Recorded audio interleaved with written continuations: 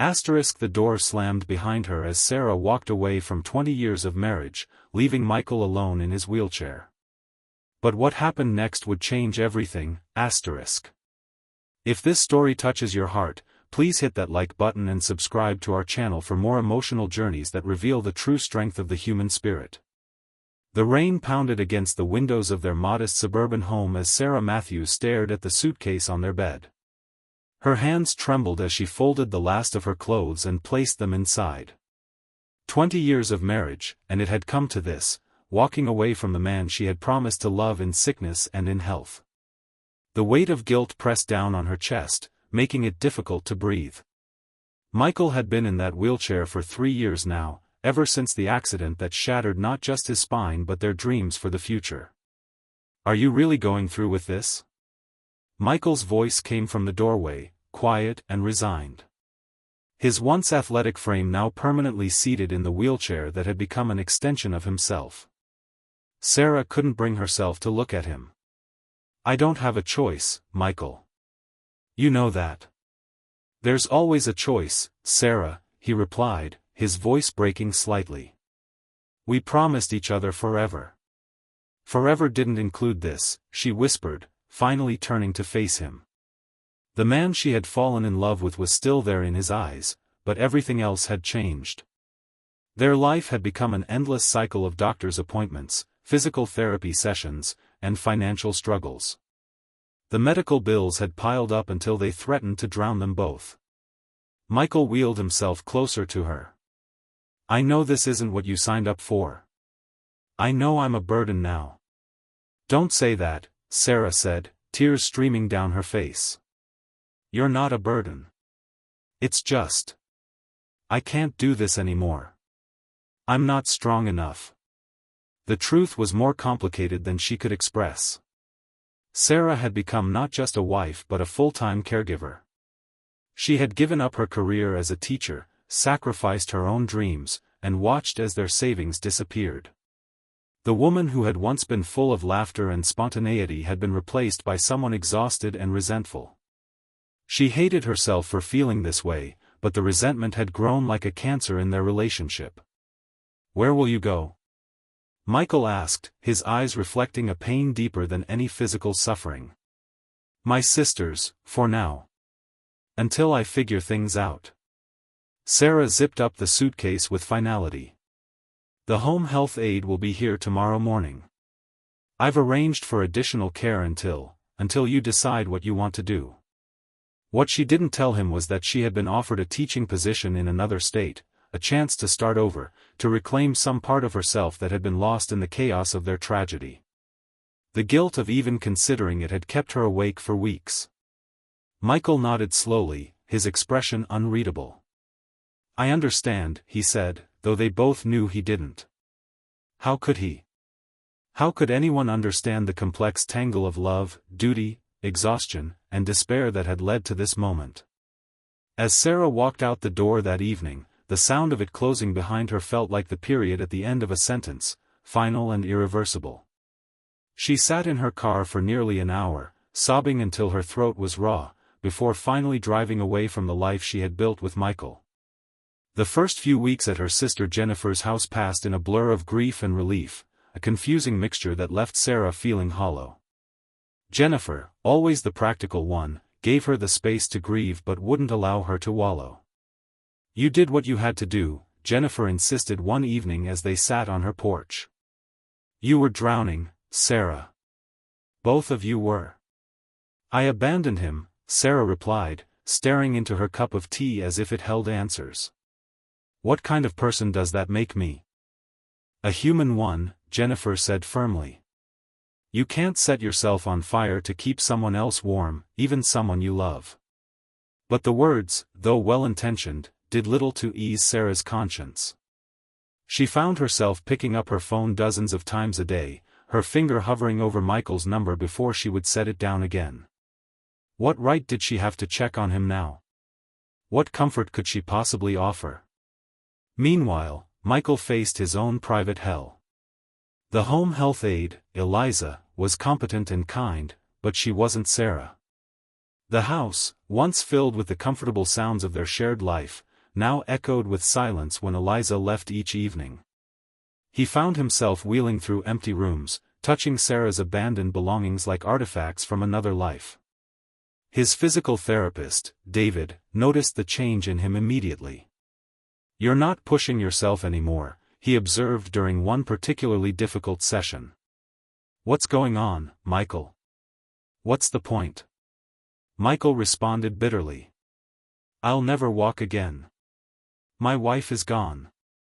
My career is over. Tell me, David, what exactly am I fighting for?" David, who had worked with countless patients through their darkest moments, recognized the dangerous territory Michael was entering. "You're fighting for yourself," he said simply. "Not for Sarah, not for your old life, but for whatever comes next." The word struck Michael like a physical blow. Whatever comes next. He had been so focused on what he had lost that he hadn't considered there might be something ahead worth finding. That night, alone in the house that no longer felt like home, Michael made a decision. If Sarah could find the courage to walk away and start over, perhaps he could find the courage to rebuild his life without her. It wouldn't be the life he had planned, but it would be his. The next morning, he called his old colleague, James, who had been reaching out periodically since the accident. James ran an architectural firm where Michael had once been a partner before the accident made it impossible for him to visit construction sites and meet with clients as he once had. "I've been thinking about your offer," Michael said when James answered. "The consulting position. Is it still available?" The surprise in James's voice was evident. "Of course it is. We've been keeping your desk warm. When can you start?" "Next week," Michael replied, surprising himself with his decisiveness. "I'll need some accommodations, but I'm ready." For the first time in months, Michael felt a flicker of purpose. It wasn't happiness, that seemed too distant a prospect, but it was something to move toward rather than away from. 3 months passed. Sarah had accepted the teaching position and moved to Colorado, where the mountains reminded her of the hiking trips she and Michael had loved in the early years of their marriage. The irony wasn't lost on her. She had found a small apartment and thrown herself into preparing for the new school year, as if keeping busy could somehow atone for her choices. She had called Michael only once, a stilted conversation where they had both been painfully polite, careful not to disturb the fragile peace they had established. He had told her about returning to work part-time, and she had felt a complicated mix of pride and sadness. He was moving on without her, just as she was trying to move on without him. It was on a crisp autumn day that Sarah received the email from Eliza, Michael's home health aide. She almost deleted it without reading, afraid of what it might contain, but curiosity won out. "I thought you should know," Eliza had written, "that Michael has been making remarkable progress. He started a support group for people with spinal injuries at the community center. It's small, but growing. He talks about you sometimes, always with kindness. I think he would want you to know that he's finding his way." Attached to the email was a photo of Michael surrounded by a small group of people in wheelchairs, all smiling at the camera. Michael's smile didn't quite reach his eyes, but he looked more like himself than he had in the months before she left. Sarah stared at the photo for a long time, tears blurring her vision. She had expected, perhaps even wanted, to hear that he was falling apart without her. It would have justified her guilt, given her a reason to rush back and make things right. Instead, he was building something new from the wreckage of their shared life. That night, unable to sleep, Sarah found herself writing a letter to Michael. Not an email or a text, but an actual letter, written on paper with a pen that smudged under her tears. She wrote about her new life, about the emptiness she still felt despite the fresh start, about the students who made her laugh and the mountains that made her think of him. Most of all, she wrote about regret, not necessarily for leaving, but for how she had left, for the words unsaid and the closure they had both been denied. She didn't mail the letter. Instead, she placed it in a drawer with the intention of adding to it, of finding the right words before she sent it. Days turned into weeks, and the letter remained unsent. Winter arrived, bringing with it the holiday season, their first apart after 20 years of shared traditions. Sarah declined her sister's invitation to join her family for Christmas, preferring the solitude of her apartment to the well-meaning but pitying glances of relatives. On Christmas Eve, as snow fell outside her window, she finally allowed herself to look at old photos of her life with Michael, their wedding day, vacations, ordinary moments that had seemed unremarkable at the time but now felt precious in their absence. The knock on her door came just after 9 o'clock. Assuming it was a neighbor or perhaps a caroler, Sarah opened it without checking first.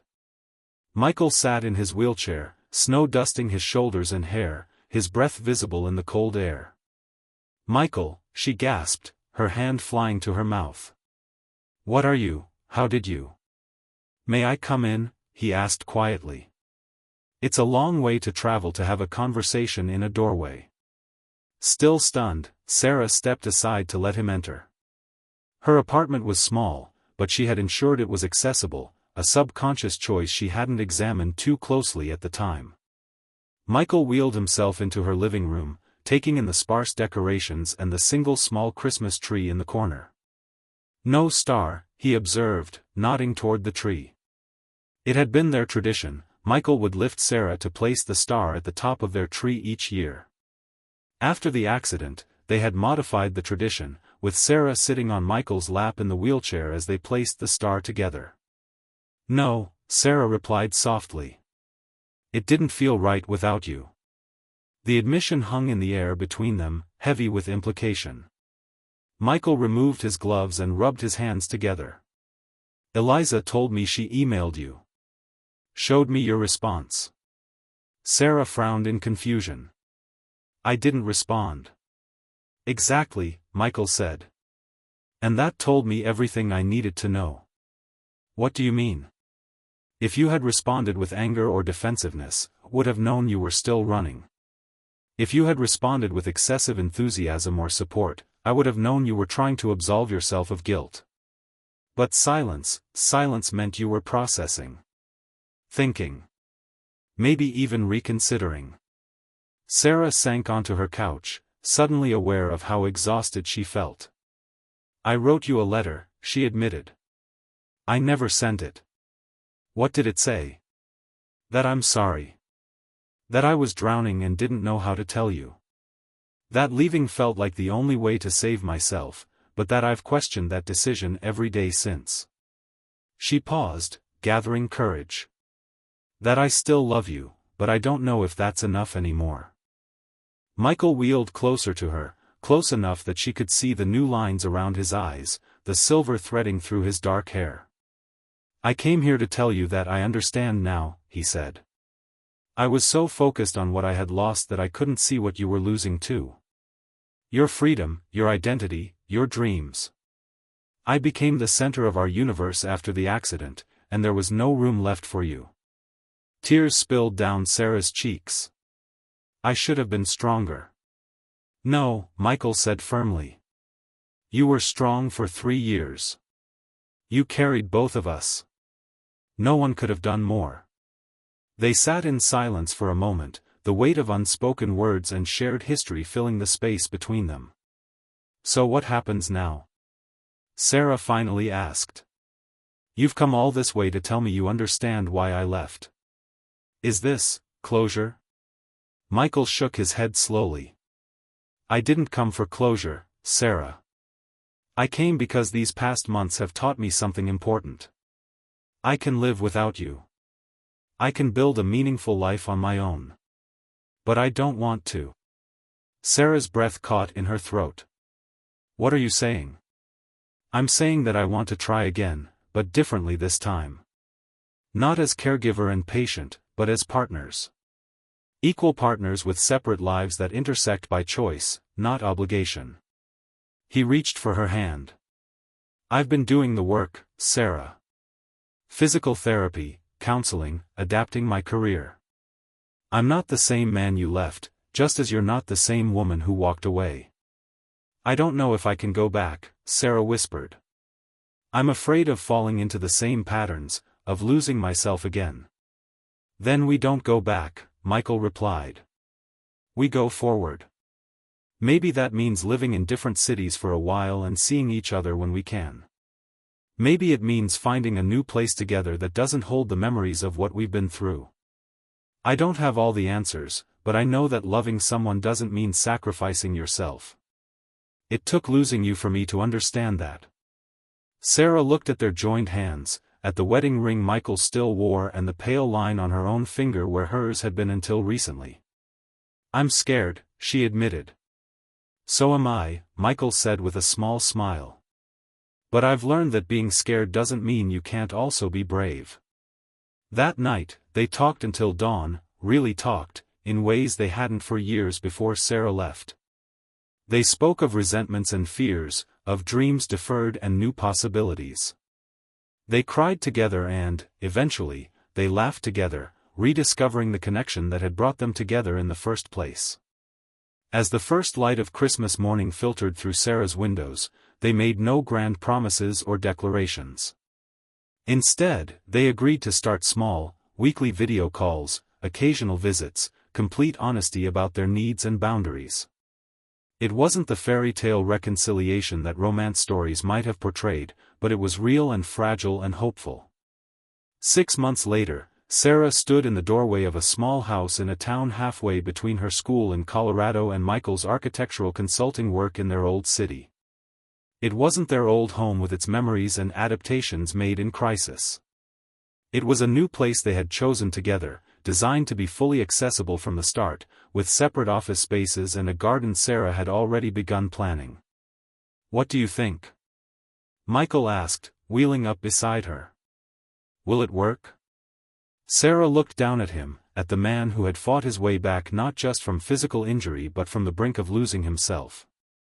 She thought of her own journey, of the strength she had found in starting over and the courage it had taken to consider trying again. I think, she said slowly, that we're both different people now. Stronger people. And I think that makes all the difference. As they crossed the threshold together, Sarah realized that their story wasn't about abandonment after all. It was about two people finding their way back to each other, not out of obligation or duty, but out of choice, a choice made with clear eyes and open hearts. Their love hadn't been strong enough to withstand tragedy in its original form, but perhaps this new love, tempered by separation and growth, would have the resilience they needed. It wouldn't be easy. There would be days when the past cast long shadows, when doubts crept in and old wounds reopened. But as Michael had said on that snowy Christmas Eve, being scared didn't mean you couldn't also be brave. And sometimes, the bravest thing two people could do was to try again, differently this time, with the wisdom that only comes from having once lost everything. As the seasons changed and their new life together took shape, Sarah and Michael became living proof that sometimes, walking away isn't the end of a story.